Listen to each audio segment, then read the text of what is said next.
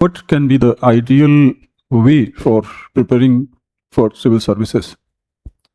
हर generation का अपना एक टाइमिंग होती है कैसे प्रिपेयर कर। जैसे हम लोग जब तैयारी करते थे 98, 99, 2000 में, जब आई वॉज ग्रेजुएट इन 1999, तो वहाँ पर एक जनरल ये था कि ग्रेजुएशन ऑलमोस्ट हो जाए तब तैयारी करते हैं।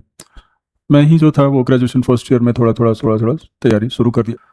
बट आज के हिसाब से जहाँ पर टाइमिंग का इंपॉर्टेंस बहुत ज़्यादा हो गया है, तो ideal time to prepare is during 11 and 12। अगर किसी को इंजीनियरिंग और मेडिकल और बाकी टेक्निकल फील्ड में नहीं जाना है तो 11th एंड 12th में अगर स्टार्ट कर दे, और ये मेक श्योर करे कि आप साइंस में हो या आर्ट्स में हो, आप क्लास 1 से लेकर के और 12th तक की एनसीईआरटी को, आपका जो अपना कोर्स है वो तो 11th 12th का है, but you should come back from 1 to 12th सारी एनसीईआरटी को फिर से एक बार, और एक बार नहीं 4 बार 5 बार करें।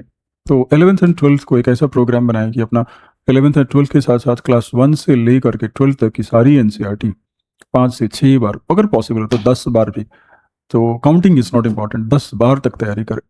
तो ये तो एक आइडियल टाइम है, एक आइडियल टाइम भी हो सकता है, एक आइडियल वे भी हो सकता है कि while doing 11th and 12th में ही आपने एक साइड में 11th एंड 12th करें और एक साइड में आप 1 से लेके 12th तक की एनसीईआरटी को बार बार पढ़ रहे हो, बार बार पढ़ रहे हो। बार बार का मतलब कि अगर 10 बार तक भी पढ़ें तो कोई वो ज़्यादा नहीं है। फिर उसके बाद you must join a coaching, जो 18 महीने तक आप वहाँ पढ़ते हैं, 18। तो ड्यूरिंग दोज 18 मंथ्स अब आप एक साथ सारे सब्जेक्ट एडवांस लेवल पर, और कोचिंग तभी करें जब एनसीईआरटी 11th 1 से लेकर 12th तक मल्टीपल टाइम्स कर लिया, जैसे मैंने कहा 10 टाइम्स कर लिया, तब this can be an ideal preparation. फिर उसके बाद आपने ग्रेजुएशन फर्स्ट ईयर में एडमिशन लिया, सेकेंड ईयर के हाफ तक जाते जाते आप कोचिंग कंप्लीट, सारे सब्जेक्ट प्रिपेयर, 2 से 3 बार रिवीजन, और फिर उनको जितने क्लास नोट्स बनाए उन सभी का शॉर्ट नोट्स बनाए 30-30, 40-40 पेज में नेक्स्ट 6 मंथ्स में, तो आपका ग्रेजुएशन में 1 ईयर बच गया। वहाँ पर आपको या तो optional graduation first year second year में तैयार कर ले, नहीं तो थर्ड ईयर होने से पहले optional paper must be prepared. Optional preparation होने के बाद अब आते हैं PYQ एग्जामिनेशन, PYQ। तो 6 months prelims and 6 months mains. 6 months prelims में जितने 25 साल प्लस 25 ईयर्स के जो प्रीलिम्स हैं उनको 2 से 3 बार कर दिया, रिवाइज कर दिया, और फिर नेक्स्ट 6 मंथ्स में आपने किया मेंस का। तो आपने ऑप्शनल को लास्ट 5 ईयर्स के जो ऑप्शनल के क्वेश्चंस हैं PYQ एंड सभी को लिख डाला, और फिर उसके बाद GS के लास्ट 5 to 7 ईयर्स के सारे पेपर को लिख के रख लिया। तो ये आप जब प्रीलिम्स देने से 1 साल पहले ये सब कर चुके हैं, प्रीलिम्स देने से 1 साल पहले इतना कुछ हो गया, तो जो 1 साल अब बचता है ये mission prelims, 1 year completely devoted to prelims. And one thing I missed to point out that the right age to develop the habit of current affairs is 11th. जब 11th में पढ़ते हो उस टाइम पर ही न्यूज़पेपर, या अब तो newspaper के जितने अल्टरनेटिव सोर्सेज है, but I would always prescribe the newspaper, तो the Economic Times, the Hindu and the Indian Express. ये पढ़ने की आदत अगर बच्चों को क्लास 11th 12th में लग गई हो तो इससे अच्छा कुछ नहीं हो सकता। अब वो बच्चा अगर न्यूज़पेपर ग्रेजुएशन के टाइम पर नहीं भी पढ़ेगा तो भी वो कहीं ना कहीं से उसको कॉम्पनसेट करने की उसका एटीट्यूड एक डेवलप हो जाएगा, तो वो गूगल से या अदर वेबसाइट से या अदर सोशल मीडिया प्लेटफॉर्म से वो उसको खोज लेगा और उसको पढ़ ले। लेकिन अगर बच्चे साइकोलॉजिकली इसके लिए तैयार हों कि हमने स्कूल में तो बहुत ठीक से पढ़ाई की नहीं है तो ये कंटेंट आएगा। So main thing is mental preparedness. If you are mentally prepared for the content overload that is going to come, then you can manage it. The second is कि शॉर्ट टुकड़े में कर करके पढ़ें, और एक दिन में 2 सब्जेक्ट से ज़्यादा ना पढ़ें, और अगर स्टीडीनेस हो हमारे साथ, कंसिस्टेंसी हो, कंटिन्यूटी हो, तो जो सिलेबस बहुत ज़्यादा एक साथ दिखाई देता है 18 महीने में वो ईजिली मैनेजेबल शेप में आ जाता है। तो कंटेंट ओवरलोड को मैनेज करने का एक और तरीका है कि शेयर करना, उसको जो पढ़ रहे हैं उसको मल्टीपल फॉर्म में शेयर करना, लिखो, पेपर पर लिखो, फिर अगर पॉसिबल हो तो if you want to write it on social media, if you want to share it with your friends, तो more you make your information shareable, more it becomes manageable. But one thing is sure that आपको अपने school में जो दिक्कत थी आपने manage नहीं किया था उसको यहाँ पर करना पड़ेगा। तो यू शुड थिंक कि स्कूल में जो चीज़ें मैंने छोड़ दी थी वो चीज़ें अब यहाँ आने वाली हैं, तो शेयर करके उसको हम मैनेज कर सकते हैं। जितना ज़्यादा से ज़्यादा लिखें और फ्रेंड्स में सर्कुलेट करें। अगर पॉसिबल हो तो स्टार्ट स्पीकिंग ऑल्सो, अपना अपना आपको you have your own Facebook, जो भी पढ़ा अगर उस पढ़ करके कुछ सोचा उसको, तो सोच को प्रेजेंट करो। तो more and more you make it shareable with others, more and more you share what you are learning, तो उसका डाइजेशन बहुत ईजी भी होता है और सस्टेनेबल भी होता है। तो इस तरह से कंटेंट ओवरलोड को हम मैनेज कर सकते हैं। एक लड़ाई होती है पेरेंट्स को कैसे मैनेज करें, क्योंकि सब कुछ पेरेंट्स के भरोसे ही चलता है। तो पेरेंट्स के साथ कॉन्टिन्यूस डायलॉग में रहे, don't let them intimidate you. उनको ये इससे पहले कि वो आपके ऊपर हावी हो, उनको बताओ कि ये रियलिटी क्या है, and beg for their cooperation, ask for their cooperation, tell them that please help, stand with me, help me, मेरे साथ चलें, मुझे इस तरह से प्रेशर में न डालें, मैं खुद प्रेशर में हूँ, आप मेरे साथ खड़े हों, मेरे साथ चलें, भले टाइम थोड़ा ज़्यादा लग रहा है बट आप मेरे साथ चलें, रिजल्ट लास्ट में आएगा, अच्छा आएगा। और एक और बात है कि you should have, if you have entered into civil service, government job preparation, तो एक 28 से 30 साल का टारगेट रखे कि that's the time to settle down in life. 28 से 30, इससे बहुत पहले सेटल डाउन हो जाने से कोई बहुत लाइफ में बड़ी चीज़ नहीं मिलने वाली है। और मे बी कि आप मिड लाइफ क्राइसिस में फंस सकते हैं कि अगर मान लो किसी को 25 में, 24 में, 23 में सक्सेस मिल जाए तो एक फटीग तो आना ही है, वो 45 और 50 के आसपास। तो best and ideal way to settle down in life is 28 to 30। और कुछ बच्चे अगर 32, 33 में भी सेटल होता है तो भी कोई, तो इसलिए अगर ये टाइम फ्रेम ये है तो आप पेरेंट्स को इजीली कन्विंस कर सकते हैं कि प्लीज़ इस टाइम तक से पहले डिस्टर्ब न करें, साथ साथ चलें और कोऑपरेशन करें। तो अपने ऊपर भी प्रेशर नहीं आएगा कि 28 से पहले कुछ न कुछ कर जाना है, कुछ कर देना। तो ये जो प्रेशर होता है एज का, इसकी वजह से बहुत सारे पहले बच्चे टूट जाते हैं और छोड़ देते हैं। तो ये 28 से 30 का एज रखना चाहिए। एक बार या दो बार प्रीलिम्स न हो तो इसको अपना सक्सेस का पार्ट ही समझना चाहिए। It is not a failure, it is the part you are moving.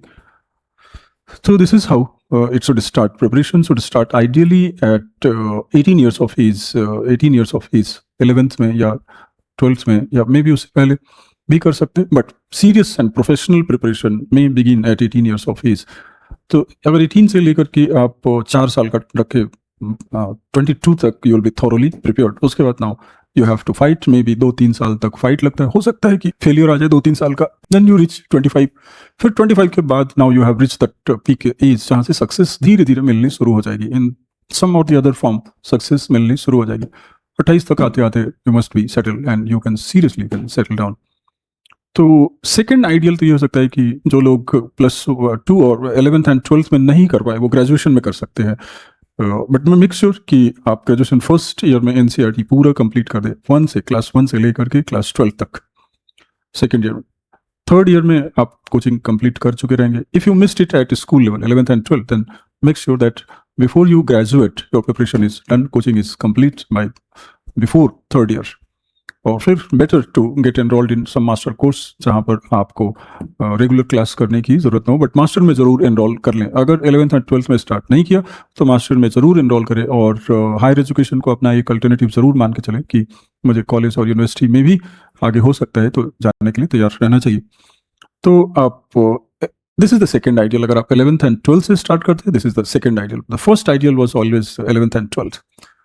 But make sure in all the cases that prelims देने से एक साल पहले आपका सारा सिलेबस तैयार रहना चाहिए, और सारा सिलेबस तैयार होने में reading, revision multiple times, and as I told 10 times revision, अगर हो सके 10 times revision, and then short notes, and then thorough notes. जो लार्ज नोट्स हैं उनका शॉर्ट नोट्स, फिर addition from ChatGPT and internet, and PYQ answer writing mean mains, and PYQ solution of prelims. ये सब prelims देने से एक साल पहले हो जाना चाहिए।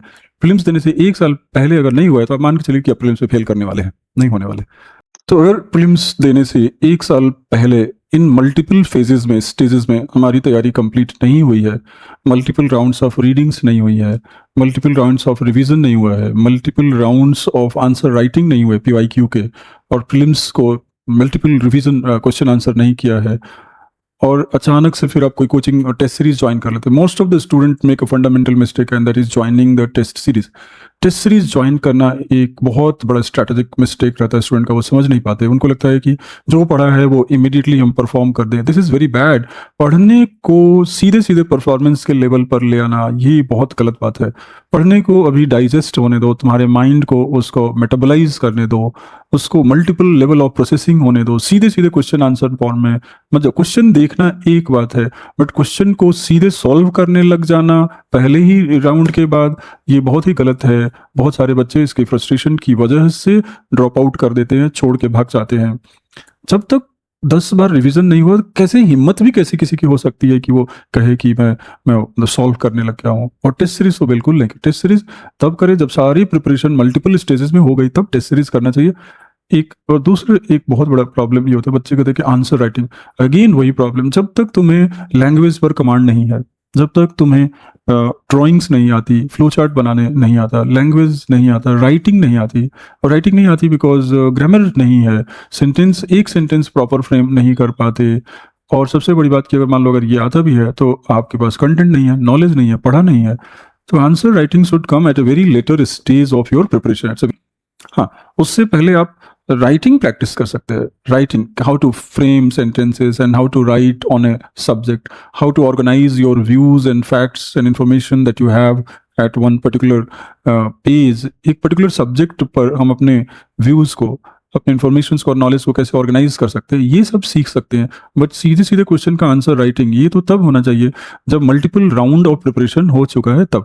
सो बहुत सारे बच्चे, majority of the children are very much anxious about answer writing. हमें आ जाना चाहिए सीधे सीधे। भैया, आपके अंदर जो इग्नोरेंस है, अभी जो लैंग्वेज का प्रॉब्लम है, आप सीधे सीधे कैसे आंसर कर सकते हैं? तो पहले इसको मास्टर कर ले, तब आंसर राइटिंग पर आना चाहिए। बट आंसर राइटिंग करने से पहले मेक श्योर कि पहले तुमने लास्ट 5 ईयर का आंसर देख देख करके लिखा है, पढ़ के लिखा है।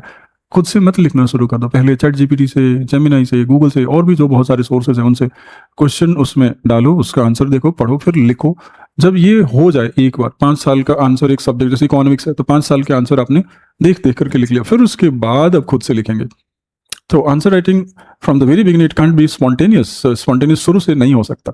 तो इसलिए आंसर राइटिंग को लेकर के परेशान नहीं, पहले होना है मल्टीपल टाइम्स रिवीजन। रिवीजन करने में अगर बोरिंग हो रही है अब वो, तो you should make it shareable. जो भी पढ़ रहे हैं उसको शेयर करो, लिखो, पेज पर लिखो, फिर सोशल मीडिया पर लिखो, फिर दोस्तों के साथ शेयर करो, डिस्कस करो। दोस्तों के साथ जितना ज़्यादा डिस्कस करोगे उतनी ज़्यादा क्लैरिटी आएगी, कॉन्सेप्चुअल क्लैरिटी आएगी। अपने ही थॉट्स को बार बार उसको क्वेश्चन करो, और उसको बोलने से आपके दोस्त उस पर क्वेश्चन करेंगे, फिर आप उसका जवाब देंगे, तो कॉन्सेप्चुअल क्लैरिटी आई।